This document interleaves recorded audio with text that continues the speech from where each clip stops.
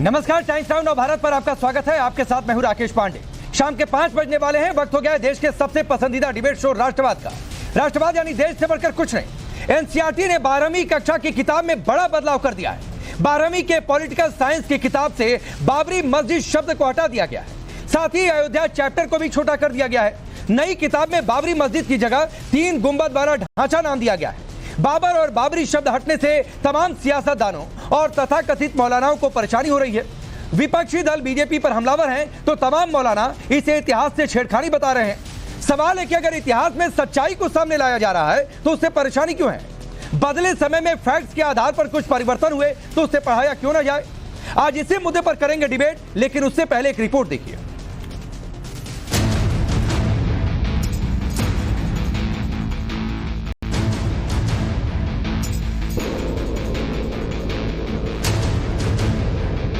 NCERT ने 12वीं class के सिलेबस में कुछ बदलाव किए, लेकिन इस खबर की भनक लगते ही सियासी घमासान शुरू हो गया। दरअसल एनसीईआरटी ने 12वीं क्लास के पॉलिटिकल साइंस की किताब में बदलाव किए। बाबरी मस्जिद के नाम को हटा दिया गया है। बाबरी मस्जिद की जगह 3 गुंबद वाला ढांचा लिखा गया है। अयोध्या विवाद वाले मामले में भी छटनी की गई। पहले यह अध्याय 4 पेज का था, अब इसे 2 पेज का कर दिया गया। नई किताब में फैजाबाद जिला कोर्ट के आदेश से जुड़े बदलाव भी किए गए। पुरानी किताब में अखबारों के लेखों की कई तस्वीरें थी, जिन्हें हटा दिया गया है। पुरानी जो एनसीईआरटी की किताब आप देख सकते हैं कि इसमें किस तरह से हर जगह बाबरी मस्जिद का जिक्र किया गया था, लेकिन अब ये एनसीईआरटी की किताबों में नजर नहीं आएगा। ये कुछ तस्वीरें भी थी बाबरी मस्जिद की, आप देख सकते हैं। कुछ अखबार के क्लिप्स लगे थे एनसीईआरटी के इस किताबों में, लेकिन अब वो भी नजर नहीं आएगा। जहां पर अगर बात करें कि अयोध्या डिस्प्यूट जो पुराने एनसीईआरटी के किताबों में 4 पेज के हुआ करते थे, अब वो केवल 2 पेज में होंगे और वहां हर जगह से बाबरी मस्जिद का नाम हटा दिया गया है। रिपोर्ट के मुताबिक पुरानी किताब में बताया गया था कि 16वीं शताब्दी में मुगल बादशाह बाबर के सेनापति मीर बाकी ने बाबरी मस्जिद बनवाई थी। अब इसमें बदलाव कर लिखा गया है कि 1528 में श्री राम के जन्मस्थान पर 3 गुंबद वाला ढांचा बना दिया गया। हालांकि इस ढांचे में कई हिंदू चिन्ह बने हुए थे। नई किताब में लिखा गया है कि ढांचे की आंतरिक और बाहरी दीवारों पर मूर्तियां बनी हुई थी। एनसीईआरटी के इस फैसले के बाद सियासत भी तेज हो गई है। विपक्षी दल बीजेपी सरकार पर हमलावर है और सरकार की मंशा पर सवाल उठा रहा है। तो इसी बहाने कि किसी तरीके से हिंदू मुसलमान मंदिर मस्जिद का मुद्दा गर्म हो, उनकी राजनीति चलती रहे, लेकिन जनता बहुत समझदार है। जनता ने लोकसभा चुनाव में ये बता दिया है कि वो किन मुद्दों पे वोट डालना चाहती है, देश को किस रास्ते पे लेके जाना चाहती है। तो एनसीईआरटी से अगर वो किसी मुद्दे को हटाया जा रहा है, किसी के बारे में हटाया जा रहा है, तो वो सरकार की अपनी समझ है।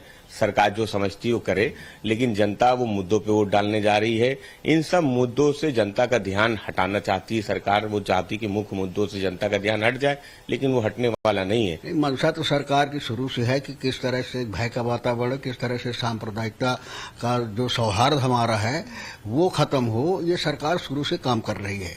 इसी वजह से जहाँ कोई कारण नहीं है, कोई वजह नहीं है, वहाँ भी धर्म को ले आना, वहाँ भी मंदिर को ले आना, वहाँ मस्जिद को ले आना, ये देश के हित में नहीं है और नागरिकों के हित में नहीं है, भविष्य के हित में नहीं है। इतिहास को बदलने की कोशिश भारतीय जनता पार्टी की है। कोई फर्क नहीं पड़ेगा। इतिहास है, उसको बदला नहीं जा सकता। जैसा मैंने कहा आपको कि भूगोल बदला जा सकता है, लेकिन इतिहास नहीं बदला जा सकता। उधर बाबरी मस्जिद का नाम हटाने से तथाकथित मौलानाओं ने नाराजगी जताई है और इतिहास से छेड़छाड़ की बात कही है। तो कई मौलानाओं का कहना है कि बाबरी मस्जिद को लेकर अब तूल देना सही नहीं। उसमें निहायत अफसोस के साथ ये कहना पड़ रहा है कि बाबरी मस्जिद का चैप्टर हटा दिया गया है। इतिहास पढ़ाना बच्चों के लिए बहुत जरूरी है। बाबरी मस्जिद अपने आप में एक इतिहास है, एक तारीखी नोयत है और मुगलों के ताल्लुक से भी उसमें से तमाम चीजें हटाई गई हैं। तो ये इतिहास को हटाना गोया की तारीख को मिटाना है। ये बहुत ही अफसोसनाक बात है। तारीख पर पहला एक खास नजरिए का होना ये दर्शाता है कि इतिहास से भी छेड़छाड़ की जा रही है। देखिए, बाबरी मस्जिद बाबर हमारे लिए आइडियल नहीं है, न हमारे लिए अकबर आइडियल है, न बाबर आइडियल है, न औरंगजेब आइडियल है। न मुगल सलातीन आइडियल है। हमारी आइडियल प्रॉफिट ऑफ इस्लाम है और उनके सक्सेसर हैं और उनके 12 इमाम हैं जिनको हम मानते हैं फ़िक़े जाफरी के हिसाब से, वो हैं हमारे लिए आइडियल।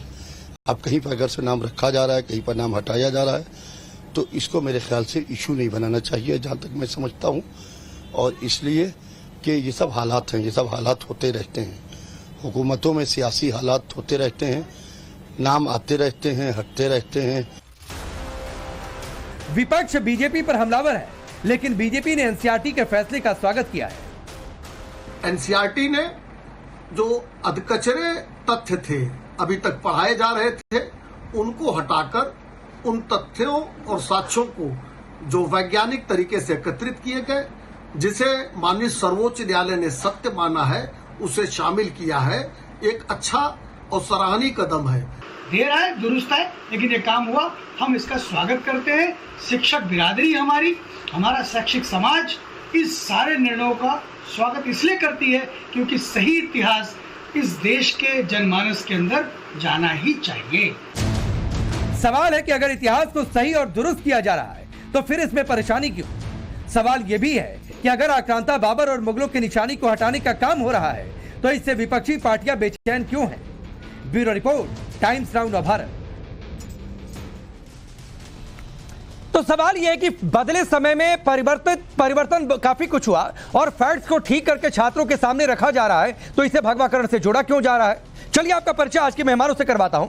अवनिजेश अवस्थी जी, राजनीतिक विश्लेषक, प्रोफेसर कपिल कुमार, इतिहासकार, हाजी मेहरदीन रंगरेज जो कि प्रवक्ता है एमआईएम के, सैयद जवाद, राजनीतिक विश्लेषक, अजय वर्मा जी, कांग्रेस पार्टी के नेता। आप सभी का बहुत बहुत स्वागत है। कपिल जी, आपसे शुरू कर रहा हूं क्योंकि इतिहासकार आप हैं, इतिहास को समझते हैं।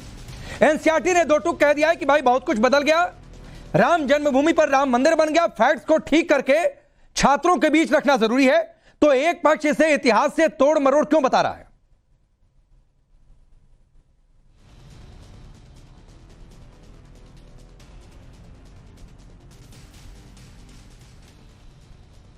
कपिल जी को शायद आवाज नहीं आ रही है, मैं उनके पास दोबारा रुख करता हूं। मेहरदीन रंगरेज, यही सवाल आपसे कह रहा हूं कि भाई इतिहास को सही करके पढ़ाया जा रहा है, तो इससे दिक्कत क्या है?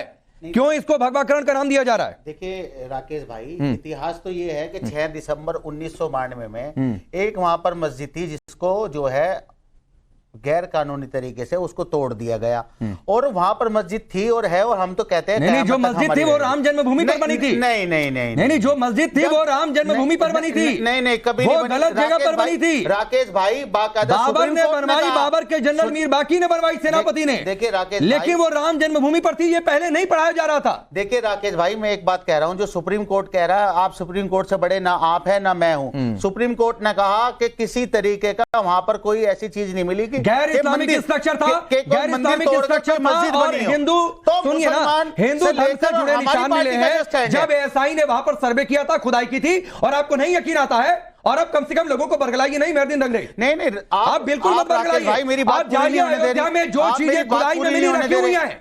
नहीं राकेश भाई, आप मेरी बात तो पूरी होने दीजिए।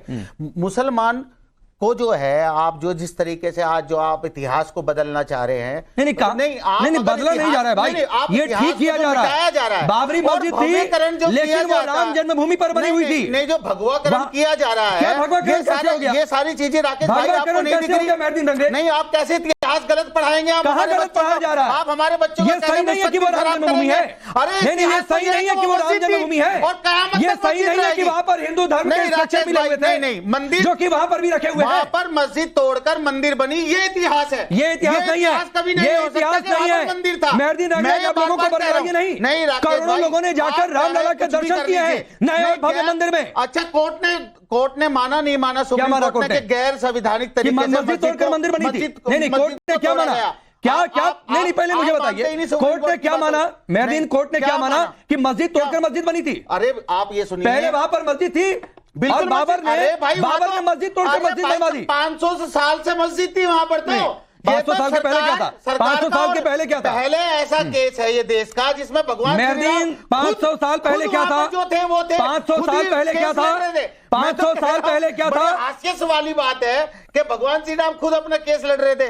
तो मैं ये मेहरदीन सारी दंगे चीजें ये आप पूछ रहा लोगों हूं को 5 साल पहले क्या था? भाजपा लोगों को बरगलाना और तुष्टिकरण की जो अब मत राजनीति लोगों कर को रही है। बरगलाइए भाई। आप जनता नहीं, मेहरदीन दंगे। देखिए जनता जाग चुकी है राकेश भाई। मैं जनता अब जो है ना हिंदू मुसलमान शमशान कब्रिस्तान कपड़ों से पहचानने के वो ऊपर वोट पॉलिटिकल नहीं वाली देती। बातचीत मैं नहीं करना चाहता हूं। मैं पूछ रहा हूं 500 साल पहले क्या था वहां पर? 500 साल पहले वहां पे मस्जिद थी और कयामत तक अच्छा, मस्जिद तो रहेगी। मस्जिद तोड़कर मस्जिद बन आप गई। किसी की मस्जिद को अरे नहीं, बाबर ने मस्जिद का संवैधानिक अरे तरीके से तोड़ मेहरदीन एक-एक आप करके वहां पर मंदिर मेहरदीन बना लोगे एक-एक तो करके मंदिर हो जाएगा, मेहरदीन ये एक-एक इतिहास करके हो जाएगा। आप मानते हैं कि बाबर ने 500 साल पहले वहां पर मस्जिद बनवाई? बिल्कुल। 500 साल पहले क्या था? अरे जो भी होगा उस समय तो मैं नहीं, था जो ना। भी क्या था? अरे जो भी होगा भाई मुझे क्या क्या पता था जो भी? 500 साल पहले का इतिहास अरे मुझे क्या नहीं पता था? ना। तो नहीं मैं पता कह तो रहा मत हूं ज्ञान दीजिए ना वहां भाई। पर। तो 500 साल से जब देश में एक प्लेसेस ऑफ वर्शिप एक्ट है 500 साल से प्लेसेस ऑफ वर्शिप एक्ट है। अरे जो प्लेसेस जो अरे उसी बाद में बना प्लेसेस है ऑफ सर। वर्शिप एक्ट में अरे भाई ये साहब। अपवाद के तौर पर अयोध्या शामिल है। क्या कानून को मारने की नहीं आप बात नहीं करते हैं भाई? आप समझ ही नहीं रहे हैं क्या ना बात। संविधान नहीं को मानने राकेश की बात भाई आप करते हैं समझ ही नहीं रहे। हाँ। जो देश का सुप्रीम कोर्ट है जो हमारा सुप्रीम कोर्ट कहता है हम वो सिर्फ वो कह रहे हैं। हाँ, तो सुप्रीम कोर्ट ने भी कहा कि वहां पर किसी तरीके के मंदिर के अवशेष नहीं मिले। अच्छा, क्या और मिले? ना वहां पर मस्जिद के मंदिर था। अवशेष थे। मस्जिद को और मस्जिद सुनिए, के अवशेष मिले। पहले भी वहां पर जो केस लड़ा गया क्या उसमें अवशेष मिले? तीन मस्जिद के जगह अवशेष डिवाइड मिले की गई मेहदी। जगह को। मैं बार बार कह रहा हूँ वो नहीं, मस्जिद चलिए। थी, मैं अवनीश मस्जिद जी के है पास जा रहा और हूं। मैं कयामत तक मस्जिद नहीं, रहेगी, आप हमारा मानिए, स्टैंड आपके अकेले है। मानने ये से हमारी थोड़ी पार्टी नहीं का होता स्टैंड है। आपके ये अकेले हमारा मानने से स्टैंड थोड़ी नहीं होता है। मस्जिद मेहदी वहां थी है और कयामत नहीं, तक नहीं, रहेगी, मस्जिद हमारा बाबरी स्टैंड है। थी जो कि बनी थी हिंदू धर्म की जगह पर। वहां पर बिल्कुल। पहले देखिए, मस्जिद नहीं विवाद थी। चलिए मैं अवनीश जी के पास जा रहा हूं।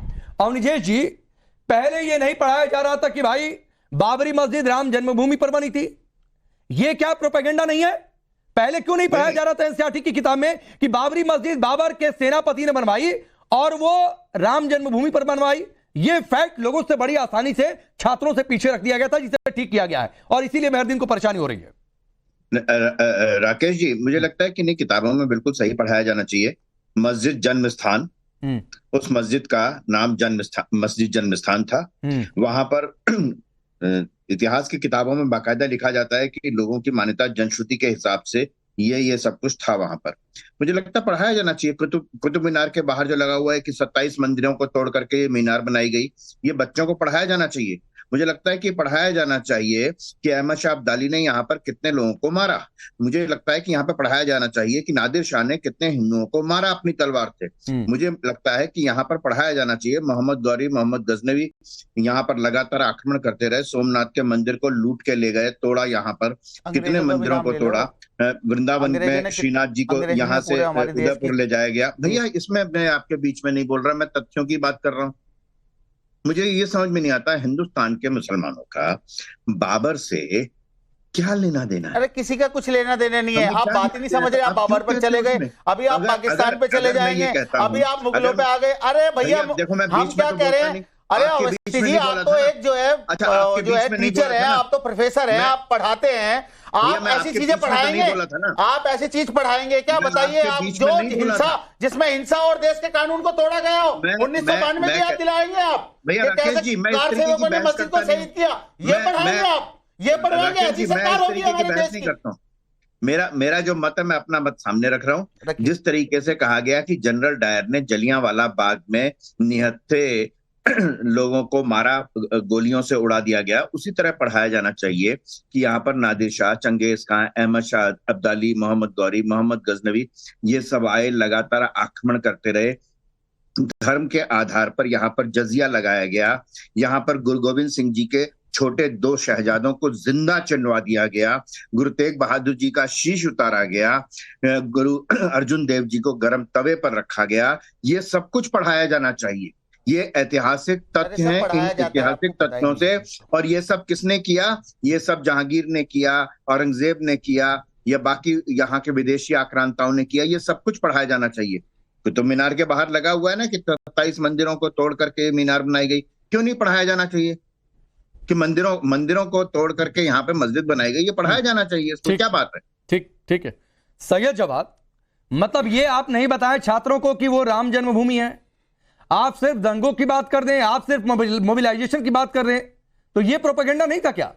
और जिस बाबरी का अस्तित्व नहीं, क्यों पढ़ाए भाई उसको? और जो बनी गलत जगह पर थी, जो बनी मंदिर को तोड़कर थी, क्यों पढ़ाए उसको छात्रों को? राकेश भाई, पढ़ाना बहुत सी चीजें चाहिए और इतिहास जो है वो पढ़ने के लिए होता है और उसमें इतिहास में चीजें जोड़ी जाती ना कि घटाई जाती। अभी प्रोफेसर कपिल कुमार साहब चले गए, वो इतिहासकार भी रह चुके हैं, तो उनसे पूछी कि जितने भी हमारे देश के बड़े इतिहासकार हैं, तो इतिहास में चीजें जोड़ी जाती हैं, ना कि तोड़ी जाती, ना कि मिटाई जाती हैं। और अभी जो एनसीईआरटी के डायरेक्टर साहब है दिनेश कुमार, वो तो मुझे लगता है कि एक विद्वान आदमी होना चाहिए था। और आप कहां कहां से मिटाएंगे? चलिए आप एनसीईआरटी की किताबों से मिटा देंगे, आज के मॉडर्न जमाने के अंदर क्या आप तमाम जो लेख लिखे हुए हैं उन सबको मिटा देंगे? और इतिहास ये भी लिखेगा कि जिस नैरेटिव को भारतीय जनता पार्टी ने चलाया था अयोध्या के अंदर, ये इतिहास ये भी लिखा जाएगा उसी अयोध्या के अंदर क्या नैरेटिव चलाया था सैयद जवाद? नहीं, क्या नैरेटिव चलाया था? देखिए, भारतीय जनता पार्टी ने अपने मैनिफेस्टो के अंदर, पहले इनके लिए राम मंदिर कोई मुद्दा नहीं था, और फिर देखिए भारतीय जनता पार्टी ने नहीं, क्या नैरेटिव चलाया था? मुझे ये बताइए, क्या नैरेटिव चलाया था बीजेपी ने? राकेश भाई बता रहा हूँ, वही सुन तो लीजिए। आप तो बीच में उछलने लगते हैं, इसलिए बता। नहीं, मैं उछलने नहीं लगता हूँ, लेकिन जब लाइन से हटेंगे तो उछलना पड़ता है सही लाइन पर लाने के लिए। वही तो बता रहा हूँ। अरे आप खुद लाइन पे नहीं है, दूसरों के क्या? चलिए बोलिए ना सैयद जवाद, मेरी लाइन मत देखिए। हाँ हाँ, अरे देखना जरूरी होती है। नहीं, मत देखिए भाई, और ना तो पर्सनल हुई है, जो सवाल पूछा उसका जवाब दीजिए। सुनिए 1989 के अंदर पालमपुर के अंदर रेजोल्यूशन लेकर के भारतीय जनता पार्टी इख्तिदार के अंदर जब होती तो लेकर के आती है कि अब हमको तमाम जगह से नकारा जा रहा है, अब हम इस मुद्दे को लेकर के आएंगे, और इस मुद्दे को लेकर के जहां जहां लाल कृष्ण आडवाणी साहब नहीं सुनिए ना सैयद जवाद, मैं बीजेपी की पॉलिटिकल लाइन ने क्या तय किया नहीं किया मैं उस पर बात ही नहीं कर रहा हूं भाई, और ना मैं यहाँ पर कोई बीजेपी का इसीलिए मैंने रखा भी नहीं, तो इसलिए उधर जाने की जरूरत नहीं है। मैं फैक्ट की बात कर रहा हूं, मैं फैक्ट की बात कर रहा हूं। क्यों नहीं पहले यह पढ़ाया जा रहा था कि वो जगह राम जन्मभूमि है? क्यों नहीं पहले यह पढ़ाया गया कि मंदिर वाली जगह को तोड़कर मस्जिद बनी थी? क्यों नहीं पढ़ाया गया कि गैर इस्लामिक स्ट्रक्चर उसके नीचे दबा हुआ था? ये डिसीजन कब आया है? हाँ, तो डिसीजन आया उसी के बाद तो चेंज हुआ भाई, यही कह रहा हूं, इसीलिए विरोध मत करिए। डिसीजन आया, राम मंदिर बन गया, उसके बाद ही चेंज हुआ। मैं आ रहा हूं जवाब, मैं जवाब आ रहा हूं सैयद भाई, मैं आ रहा हूं, थोड़ा समय दीजिए। कपिल जी जुड़ चुके हैं, मैं नहीं मेरे अंदर बहुत हिम्मत है भाई, हिम्मत की चिंता मत करिए। कपिल जी को सुनिए, उसके बाद तुरंत आपके पास आ जाऊंगा। मेरे हिम्मत की चिंता मत करिए, आप आकलन नहीं कर पाएंगे मेरे अंदर कितनी हिम्मत है, तो इसलिए उधर मत जाइए, एकदम उधर मत जाइए। आपको थोड़ा सा आईना दिखवाता हूं, वो जरूरी है। कपिल जी, राम जन्मभूमि वो जगह है ना पढ़ाइए, हिंदू स्ट्रक्चर नीचे ये ना पढ़ाइए, सुप्रीम कोर्ट का फैसला आ गया ये ना पढ़ाइए, बाबरी मस्जिद नाम हट गया, इससे बड़ी दिक्कत हो रही है।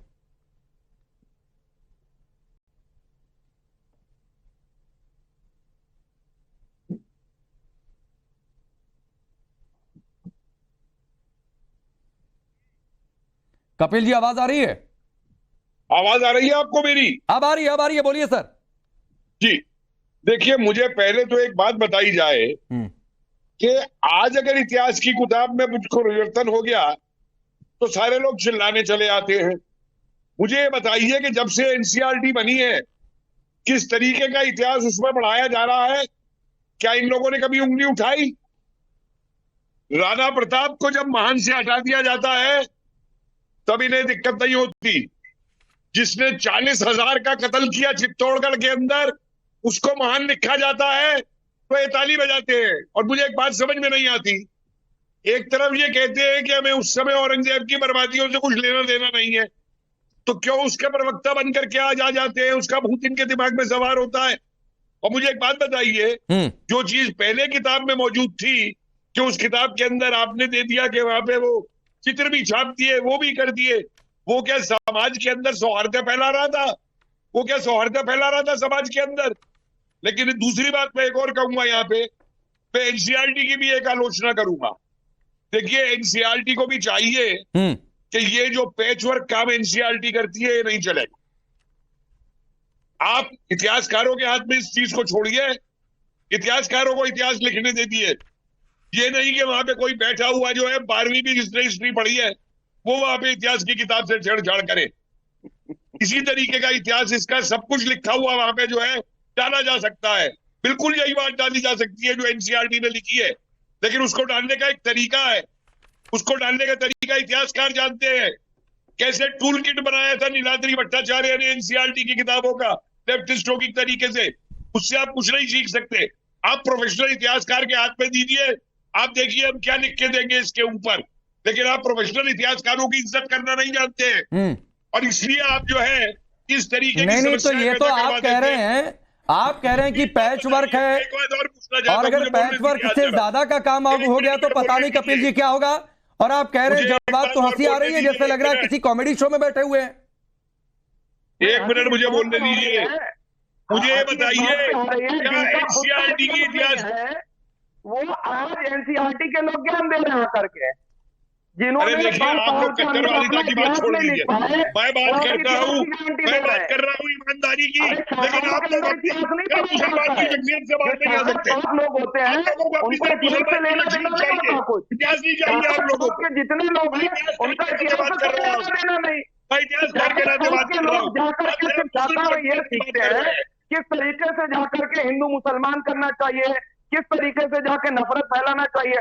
और कुछ शाखा छाप लोग जो है वो तमाम जगह पे बैठ गए आकर के, उन्होंने इंस्टीट्यूशन को जो है वो कब्जा कर रखा है। जैसे ही इन शाखा छापों से सवाल जवाब करो तो ये उठ करके भाग लेते हैं। तो शाखा छाप लोगों से इतिहास की हमें सर्टिफिकेट नहीं लेना है भाई, हम शाखा छाप लोगों से बात ही नहीं करते।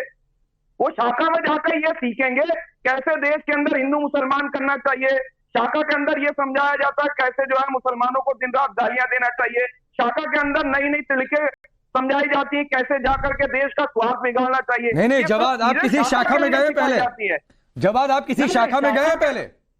अरे कभी ना जाए, आप जाते हो तो नहीं जाते तो शाखा में क्या क्या सिखाया जाता है, नहीं सिखाया जाता है? आपने सपना देखा है क्या? नहीं नहीं, आपने सपना देखा है क्या कि शाखा में मुसलमानों को गाली देना सिखाया जाता है? आप शाखा में गए होंगे तमाम लोग। नहीं नहीं, मैं नहीं गया हूँ, मैं नहीं गया हूँ शाखा में किसी, और ना ही मेरा जुड़ाव है किसी तरीके का। लेकिन आप गए हैं, आपके पास कोई सबूत है? मैं कोई तरफदारी नहीं कर रहा हूं, मैं कोई तरफदारी नहीं गया हूं, मैं आपका सच दिखा रहा हूं लोगों को कि जो सैयद जवाद कभी किसी शाखा में नहीं गए, उस शाखा में क्या सिखाया जाता है ये जवाद को पता है। उस शाखा में मुसलमानों को गाली देनी सिखाई जाती है, ये जवाद को पता है, जबकि उसी शाखा का एक अंग है राष्ट्रीय मुस्लिम मंच।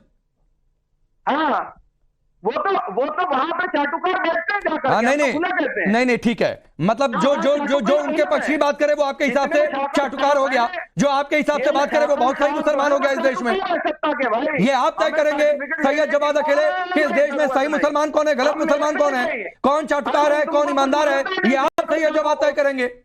अरे जो नेकर छाप है हम उनको नहीं जानते भाई, ये जो खाकी नेकर वाले थे हमारा कोई इनसे लेना देना नहीं। ठीक है सर, ठीक है। आप तो इसीलिए आप भी सभी मुसलमानों की ठेकेदारी मत करिए यहाँ पर बैठकर। अजय वर्मा जी, नहीं, मैं भी नहीं ठेकेदारी कर रहा हूँ किसी की, मैं भी किसी की ठेकेदारी नहीं कर रहा हूँ सैयद जवाद, मैं जेन्युइन क्वेश्चंस रेज कर रहा हूँ। रुक जाइए अजय वर्मा जी, कहा यह जा रहा कि सेफ्रोनाइजेशन है, आप लोगों के समय एनसीईआरटी में बाबरी राम जन्मभूमि पर बनी थी, ये क्यों नहीं पढ़ा रहे थे? वो जगह प्रभु राम की थी, ये क्यों नहीं पढ़ा रहे थे? क्यों नहीं पढ़ाया गया कि वहां पर क्या तोड़कर बाबर ने मस्जिद बनवाई? तो क्या ये इतिहास के साथ धोखा नहीं था? राकेश पांडे जी, सबसे पहले तो आप हमारी आवाज बंद नहीं कर देते हो, अपनी तेज रखते हो। नहीं, मैं किसी की आवाज बंद नहीं करता हूं। तो लीजिए, बंदी कर देते हो। नहीं, बंद नहीं करता हूं। सुनिए, आप एंकर हो, बहुत बड़े बड़े एंकर आए और चले जाते हैं, आवाज बंद नहीं तो बहुत बड़े बड़े नेता भी आए और चले गए। अजय वर्मा जी, तो इसलिए मत सिखाइए, तो एंकरिंग मत सिखाइए सर, आप मुझे एंकरिंग मत सिखाइए, मैं आपको पॉलिटिक्स नहीं सिखा रहा हूं। आप आवाज थोड़ा बराबर, मैं बिल्कुल आवाज नहीं उठा रहा हूं। नहीं, मैंने किसी की आवाज नहीं दबाई है, इस शो में ऑन रिकॉर्ड है। कभी मैंने पीसीआर से नहीं, आज ये कहा है कि किसी की आवाज दबाइए। जब कोई आवाज नहीं सुनता है, जब कोई बातचीत नहीं समझता है, तब मुझे मजबूरन एक डेकोरम मेंटेन करने के लिए कहना पड़ता है, लेकिन आज ऐसा कुछ नहीं हुआ। और चलिए अब सवाल का जवाब दीजिए, इधर उधर की बात नहीं। अजय वर्मा जी, में छोटे होंगे लेकिन आप जो तेज यूनिवर्सिटी है उसके वाइस चांसलर ना बनो, मेरा आपको सुझाव नहीं सर, तो आप इधर उधर की बात मत करिए, जवाब दीजिए ना सर, क्यों टाइम खा रहे हैं? डिक्टेटर तो हिटलर भी बहुत बड़ा था। नहीं सर, तो मत, अरे मेरा सवाल है, यूपीए के समय, कांग्रेस सत्ता के समय क्यों नहीं पढ़ा रहे थे कि वो राम जन्मभूमि है? क्यों नहीं पढ़ा रहे थे कि क्या तोड़कर बाबरी मस्जिद वहां पर बनी थी? मैं जवाब दे रहा हूँ, या आप तय करेंगे हम क्या पढ़ाए थे और क्या नहीं पढ़ाएंगे? तो अरे मैं कहा तय कर रहा हूँ, मैं पूछ रहा हूँ अजय वर्मा जी, क्यों नहीं पढ़ा रहे थे? यूपीए ने जो तय करा वो अपने मंथन से ठीक तय करा। जब हिटलर आया था जर्मन में वहां का शासक बन के, तो उसने सुना उसने भी इतिहास बदलने की बहुत कोशिश करी थी। और क्या शुरू हुआ था जर्मन में हिटलर का? नहीं अजय वर्मा जी, मैं इधर उधर एकदम टाइम खाने नहीं दूंगा। आप लोग क्यों नहीं ये पढ़ा रहे थे कि बाबरी क्या तोड़कर बाबरी मस्जिद बनी थी? मुझे सीधे इस सवाल का जवाब चाहिए। क्यों नहीं ये पढ़ाया गया छात्रों को? क्यों नहीं ये पढ़ाया गया कि जहां पर बाबरी मस्जिद वो राम जन्मभूमि? सीधे इस दो सवाल का जवाब दीजिए और कुछ नहीं। आप सभ्यता के दायरे में सुन लीजिए। हम लोग जो पढ़ा रहे थे वो हमने तय करा, आपको जो पढ़ाना है वो आप तय कर लीजिए। 2014 से आप नहीं आप जवाब ही नहीं दे पा रहे हैं। सुन लीजिए, 2014 से आप क्या कर रहे थे? मैं आपसे ये कह रहा हूं, अगर आप में दम है, खम है, ताकत है, सत्ता है, तो हिंदू राष्ट्र घोषित कर दो ना हिंदुस्तान को। तो अरे नहीं अरे आप फिर आ गए दूसरी लाइन पर अजय वर्मा जी। मैं पूछ रहा हूं अनिल जी इनसे कि भाई आप क्यों नहीं पढ़ा रहे थे कि बाबरी क्या तोड़कर बनी थी बाबरी मस्जिद? क्यों नहीं ये छात्रों को बता रहे थे, देश को बता रहे थे एनसीईआरटी की 12वीं की पॉलिटिकल साइंस में कि भाई वो राम जन्मभूमि पर बाबरी मस्जिद बनी थी? ये क्यों नहीं सच बता रहे थे? तब आप आज ये सवाल उठाते तो मैं ठीक मानता। अनिल जी, राकेश जी भैया देखो, मैं किसी के बीच में बोलता नहीं हूं। जब मुझे कहा जाता है बोलने को मैं तभी बोलता हूं। राकेश जी, बड़ी साफ सी बात है कि जितने भी तथ्य हैं इतिहास के में तथ्यों से खिलवाड़ नहीं किया जाना चाहिए। जो लगातार 1969 के पश्चात जब नूरुल हसन शिक्षा मंत्री बने तो उसमें बहुत सारे बदलाव किए गए। गुरु गोविंद सिंह जी के छोटे साहबजादों का नाम किसी को मालूम नहीं है? नहीं मालूम ना? क्यों जिंदा चिनवाया गया था उनको दीवार से कि धर्म अपना लो अपना। गुरु तेग बहादुर जी का यहाँ दिल्ली के चाई चौक के फवारे पे जहाँ गुरुद्वारा सीसगंज साहब है, क्यों उतारा गया था? शीश क्यों उतारा गया था? गुरुद्वारा रकाबगंज में कैसे लेके गए थे उनको वहां पर? ये नहीं पढ़ाया जाता ना, ये पढ़ाया जाना चाहिए। मैंने कहा कि सारे सच पढ़ाए जाने चाहिए, सारे सच पढ़ाए जाने चाहिए। ये भी पढ़ाया जाना चाहिए कि बघेल सिंह दिल्ली में मुगल कर देते थे, मराठों को कर देते थे। बघेल सिंह आया उसको कर देते थे। ये पढ़ाया क्यों नहीं जाना चाहिए? दिल्ली के इतिहास में दिल्ली के इतिहास को पढ़ाया जाना चाहिए। और सच है, थोड़ा सा समय कम है अनिल जी। अजय वर्मा जी आपके पास आ रहा हूँ। सुनिए सर, एक और सच है वो सुन लीजिए। सैयद जवाद प्लीज पीछे से कमेंट्री नहीं। सैयद जवाद प्लीज पीछे से कमेंट्री नहीं, प्लीज पीछे से कमेंट्री नहीं तो मत कमेंट्री क्या करिए सर। जब आपकी बारी आए तो कहा करिए। यहाँ स्टूडियो में बैठकर मेहरदीन शांति से सुन रहे हैं तो कुछ डेकोरम सीख लीजिए इनसे। चलिए अजय वर्मा, आप लोग कैसे प्रोपेगेंडा चला रहे थे? पहले एनसीईआरटी की बुक्स में क्या हो रहा था? 97, और ये मेरी अपनी रिपोर्ट नहीं है, ये पब्लिक पॉलिसी रिसर्च सेंटर की डिटेल रिपोर्ट थी। 97 रेफरेंसेस अकबर के। अनिल जी मैं गलत होऊंगा, आप ठीक करिएगा। 30 रेफरेंसेस शाहजहां औरंगजेब जहांगीर के, केवल 8 रेफरेंसेस शिवाजी के, राजपूत राजाओं राणा सांगा महाराणा प्रताप कोई रेफरेंस ही नहीं है। तो ये आप लोग दे रहे थे देश के छात्रों को। ये था राकेश जी, अजय जी एक छोटी सी बात बता दूं। भगत सिंह को कुछ ठीक कर रहे हैं अजय जी, आतंकवादी कहा था। 10 सेकंड अनिल जी को बोलने दीजिए, बोलिए अनिल जी। भगत सिंह को आतंकवादी लिखा हुआ था विपिन चंद्रा की किताब में। वो एनसीईआरटी के भगत सिंह जो था वो आतंकवादी था। एक पूरे के पूरे जाट समुदाय को, पूरी के पूरे जाट समुदाय को जानते क्या लिखा था? ठीक है, अब बोलिए बोलिए। गुरु गोविंद सिंह जी के बारे में लुटेरा लिखा हुआ था। ठीक है अनिल जी, रुक जाइए। इतिहास बोलिए अजय वर्मा। अजय वर्मा का इतिहास। ये महात्मा गांधी का देश है, ये गॉडसे का देश और सावरकर का देश नहीं है। सुन लीजिए जरा, ये महात्मा गांधी का देश है, या गांधी की चलेगी या गॉडसे का कट्टर बंदूक नहीं। अरे यहाँ गॉडसे की बात कहाँ गई भाई अजय वर्मा जी? यहाँ कोई गॉडसे की बात कही? कोई यहाँ पर बैठकर कह रहा है क्या कि महात्मा गांधी का देश नहीं है? हत्या की नाथूराम गॉडसे ने, ये तो हमें मालूम है, लेकिन गुरु तेग बहादुर जी का शीश क्यों उतारा था ये नहीं पढ़ाया जाता हमको। गुरु गोविंद सिंह जी के छोटे साहबजादों को क्यों जिंदा चुनवाया गया था? भाई मतीदास को अजय वर्मा जी आपने एक सवाल का जवाब नहीं दिया कि एनसीईआरटी की किताबों में पहले रेफरेंस इतने भेदभाव के साथ क्यों थे? अब उसको फैक्ट के आधार पर ठीक किया गया है। एक अयोध्या को लेकर तो आपको बहुत दिक्कत हो गई है, जबकि एनसीईआरटी के डायरेक्टर ने कह दिया कि भाई हम हिंसा वाली चीजें किताबों में नहीं रखेंगे, नहीं पढ़ाएंगे, एक साफ सुथरा भविष्य बनाना है छात्रों का। चलिए बहुत बहुत शुक्रिया, आप सभी का वक्त इतना ही है।